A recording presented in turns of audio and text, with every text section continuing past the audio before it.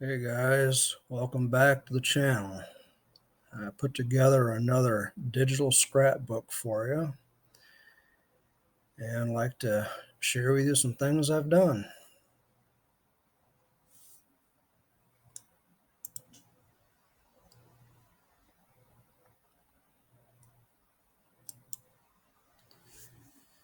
Well, these are my two boys. See the house behind them. We're celebrating the 4th, so we got the sparklers out.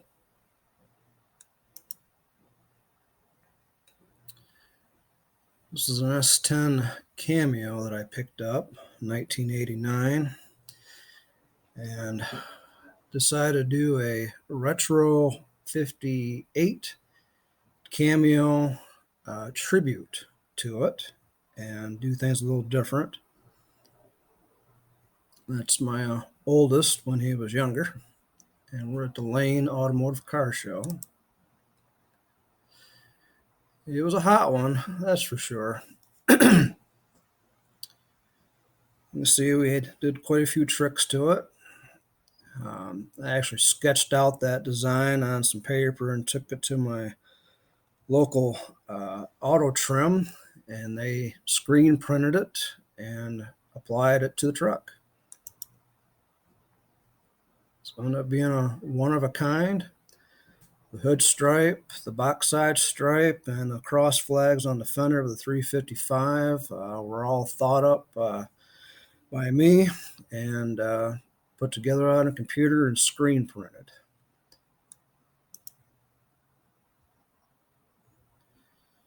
Reimagined the tailgate, took away the latch from the tailgate, flipped it to the inside, put a bow tie in its place. Those rims are actually off a later model S10.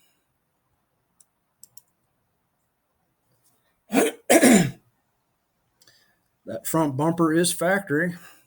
I decided to keep a factory grille in it and also went with a non-chrome treatment and painted the mirrors, the wiper arms, the grille, headlight surrounds, the door handles, the locks, all silver.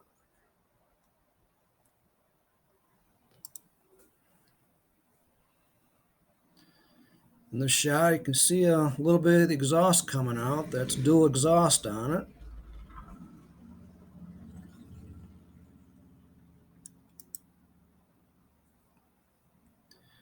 A little detail, the theme I came up with.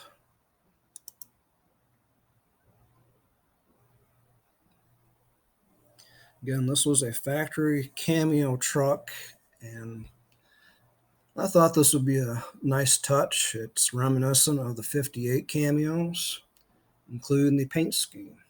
So we'll show it to you next here.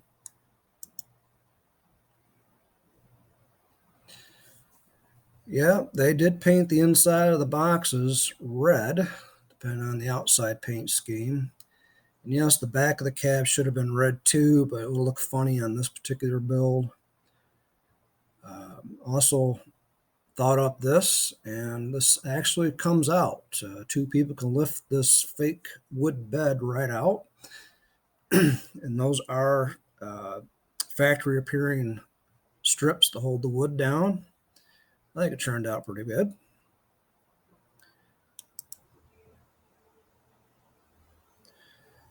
Under the hood, as purchased, had a 30 over 355 Chevrolet in it. So that was a nice thing to have. And yep, she'd get right up and run. She'd do pretty good burnouts too. Now this truck, I just happened to pick up. It was in the area, not too far from here. Notice the rims that are on it. They're gonna be donated from another vehicle coming up. This was a 4.3 truck. Mechanical drop, no air. Yeah, it rode a little bit rough, but all low riders do. And this was a quick truck. It would do pretty good burnouts as well. Now this thing on the back window was on when I got it. I don't know nothing about it. I'm not promoting it. Just leave it at that, I guess. Yeah, keep an eye on them rims and tires, because it actually had these old IROCs on at one point. What you're looking at is our improvised 4th of July demonstration. I was taking an old BMX front fork and wheel and attaching sparklers to it and spinning it for the kids. Yeah, there's those rims again. Yep, I scuffed them up and painted them black and put them on the red S10. Uh, I got this over the other side of Detroit, and I was dumb enough to trade that Cameo straight up for this thing that was sitting in a guy's garage, and he thought it was just everything since sliced bread. The brakes were locked up. We had to drag it out. He said it ran. It didn't because the engine was apart. So I worked my tail off on that one and regretted it every day.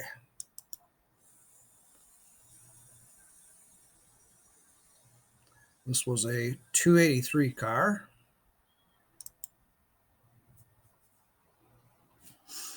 Did have dual exhaust on it, Flowmasters.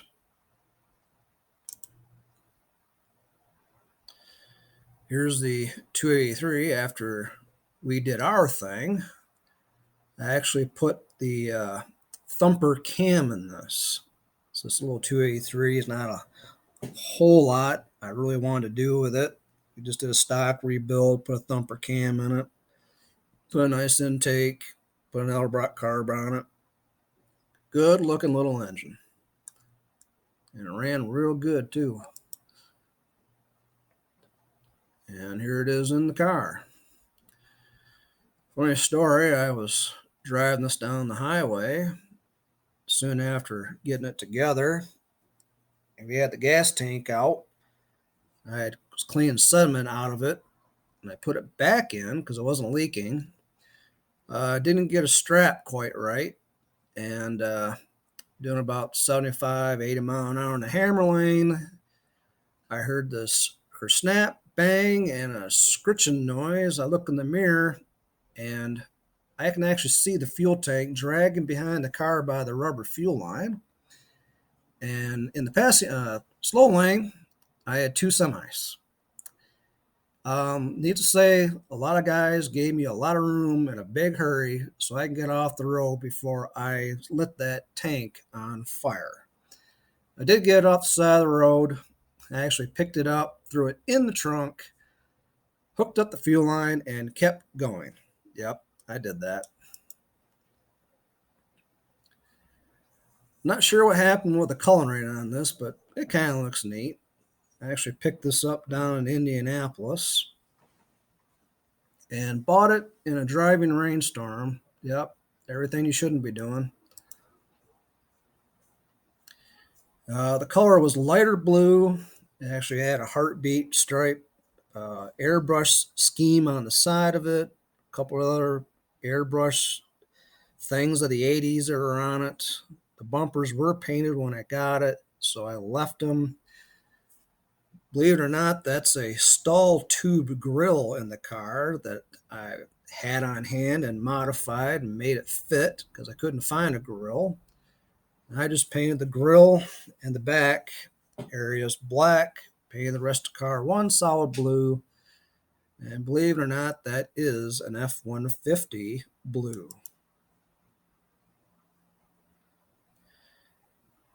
Now, rear tires on it when I got it were ancient BF Goodrich's. I actually had the white letters on the outside. I flipped them to the inside and I kept running it. Although I probably shouldn't have, but you know what? Old BF Goodrich's light up pretty good. This was a burn-out machine right here.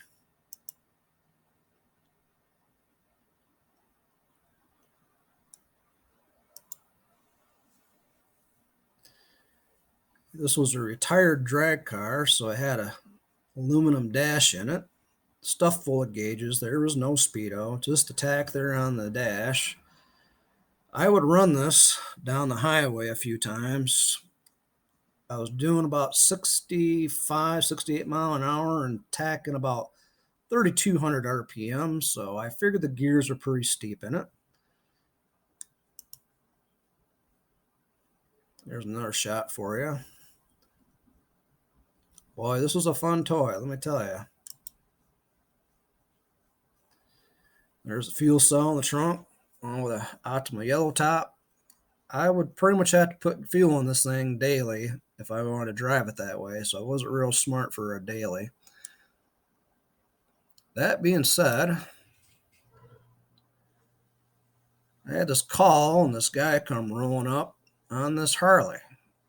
Now, it didn't look like that when I got it. It was stock bright silver. I decided to do my thing and do some customization to the tank and both fenders. The tank is actually two-tone. It's had a lot of Harley Davidson genuine upgrades on it. This had Screaming Eagle heads on it, Screaming Eagle ignition, Vance and Hine pipes on it, dual front rotors. And boy, did it sound good. You see the fender is completely shaved now, no tail light. It had full LED lights on it. We added the axle mount, flip sideways license plate holder on it, which required an oversized axle to actually make that work. We also had to engineer an aluminum anti-rotating device to keep the plate from rotating downwards. As you know, Harleys, yeah, they got to vibrate to them.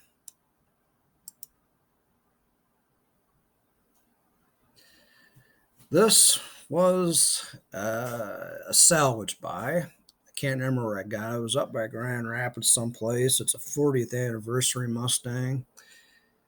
The quarter panel on the opposite side here was wrinkled and the 4.6 rattled.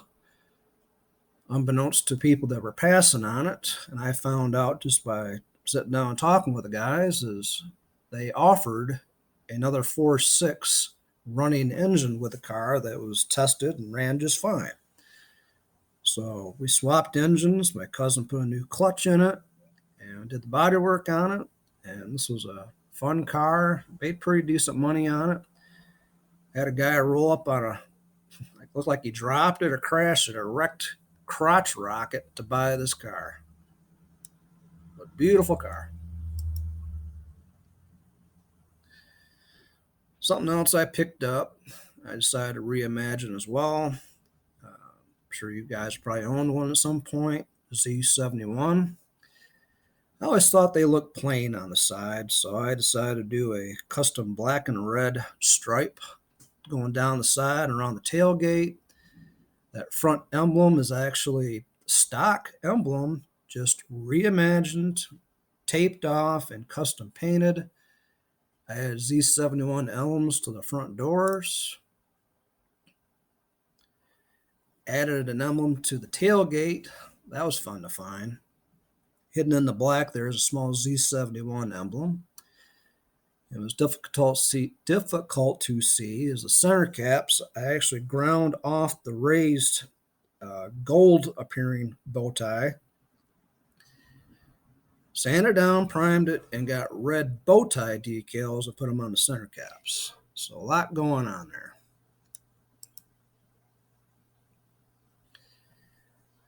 Now, isn't this every boy's childhood dream to have one of these?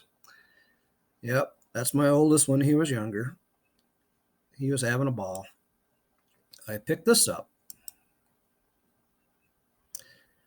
78 Corvette, which I, believe it or not, traded a 99 Chevrolet S10 Blazer for.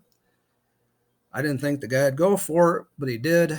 But the laughing stock was me in the end because I roasted the transmission out of the car and ended up trading this for another S10 at some point.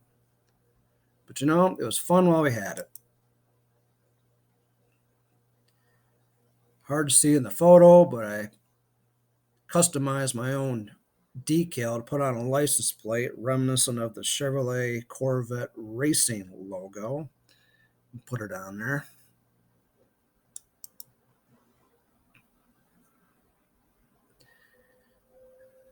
If I could have, I would have. The car would have been Brandywine, would have been put on Kragers, would have had side pipes. I would have cut a hole in the hood and run a tunnel around with dual quads and velocity stacks. Maybe down the road we'll do it. Just not this time. And you've seen this before. What year was this thing again? It was a 99 or 2000 Silverado, which I picked up and did a custom paint job on. Those flares were black at some point, but now they're blue. And I put the front bumper cover on it that's reminiscent of the cat eye version of the 03 cat eye Chevrolet Silverado SS. I just put SS decals on the doors and called it a day. And the roll pan, that's steel. I actually found on eBay. I think I got it for $85 delivered. And it turned out really nice. That was a nice truck. Yep, there's another peek at our ongoing project, back in the other garage.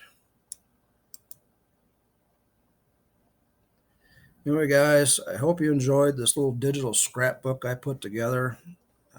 Thanks for watching Woodchuck's Garage. Please like and subscribe. See you next time.